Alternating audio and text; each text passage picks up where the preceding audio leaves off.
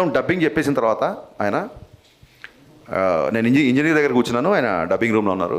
హరీష్ ఇట్రా అని చెప్పని పిలిచారు. పిలిచిన తర్వాత ఈ సినిమా ఎంత కలెక్ట్ చేస్తుంది ఏంటి అనేది నేను చెప్పను, బట్ నా అభిమానులందరికీ నువ్వు ఒక ట్రీట్ ఇవ్వబోతున్నావు అని ఇలా షేక్ హ్యాండ్ ఇచ్చారు. సో అది రిలీజ్ బిఫోర్ ఊహించారు ఆయన. దానికి నేను అదే ఆ షేక్ హ్యాండ్ ఎప్పుడు లైఫ్లో మర్చిపోలేదు. ఓకే, థ్యాంక్ యూ అన్న. Hi sir, I'm Divi. Yeah, next Ram Pothineni గారితో మూవీ ఉంటుందని రూమర్స్ వస్తున్నాయి చాలా. రూమర్స్ ఏం కాదమ్మా, క్వశ్చన్ అడగండి. యా, అది నిజమైతే అది ఎలాంటి మూవీ అయి ఉండొచ్చు? యా, డెఫినెట్గా రామ్ని చాలాసార్లు కలిశాను.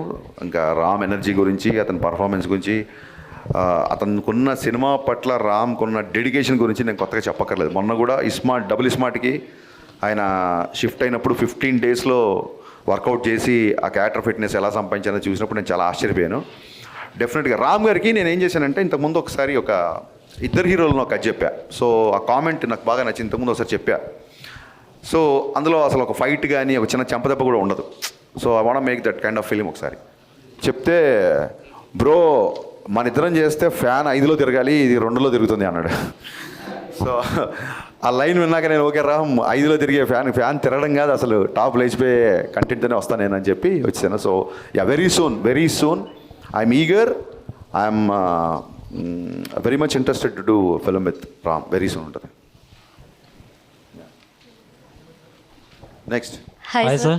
అడిగిన సో దీనిలో మూవీలో ఒక వర్డ్ ఉంది, కట్నం తీసుకొని పెళ్లి చేసుకుంటే వ్యభిచారం చేసినట్టని. ఆ వర్డ్ చాలా బాగుంది, కానీ ఆ వర్డ్ మీరు ఎందుకు పెట్టాలనుకున్నారు? నేను కట్నం తీసుకోలేదు కాబట్టి.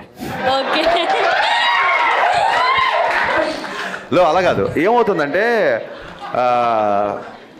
ఆ కాన్సెప్టే నాకు ఆ అమ్మాయిని ఒక అమ్మాయి ఇద్దరు ఏకమవుతున్నప్పుడు, ఒక మంచి ముహూర్తంలో ఇద్దరు ఏకమవుతున్నప్పుడు మా అమ్మాయిని చూసుకోవడానికి ప్రేమతో అమ్మాయికి బట్టలు పెడతారా నగలు పెడతారా అనేది ఆడపిల్ల తల్లిదండ్రుల పర్సనల్ విషయం. దాని గురించి నేను కామెంట్ చేయను. కానీ ఈ డిమాండింగ్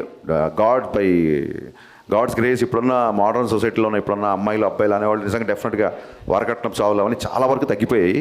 బట్ మేము చిన్నగా ఉన్నప్పుడు మా ఊళ్ళోనే లేకపోతే మా దూర ఫ్యామిలీలోనో అలాంటి ఇన్సిడెంట్ నేను చాలా చూసాను. కేవలం పెళ్ళైన తర్వాత కూడా ఇంకా ఈ కట్నం అనే దాని గురించి అవన్నీ చూసా. సో ఈ సినిమా కూడా ఆ బ్యాక్డ్రాప్లో వస్తుంది కాబట్టి ఖచ్చితంగా ఈ మ్యాటర్ చెప్పదలుచుకున్నాను. నీకు నచ్చి ఒక అమ్మాయిని పెళ్లి చేసుకున్నప్పుడు నువ్వు డబ్బు నచ్చి పెళ్లి చేసుకుంటున్నావా, అమ్మాయి నచ్చి పెళ్లి చేసుకున్న క్లారిటీ మగవాడికి ఉండాలి. సో ఖచ్చితంగా ఆ డైలాగ్కి ఇలాంటి చాలామంది ఆడపడుచులు నాకు మెసేజ్ చేశారు.